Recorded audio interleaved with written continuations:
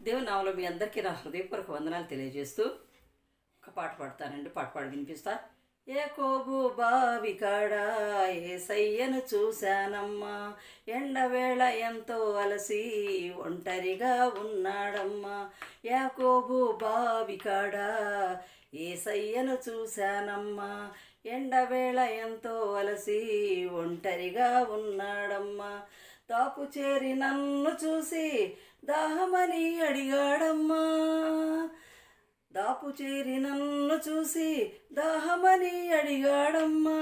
నేనిచ్చో నీళ్లు నీకు ఎన్నడు దప్పిక కావన్నాడే, నేనిచ్చో నీళ్లు నీకు ఎన్నడు దప్పిక కావన్నాడే.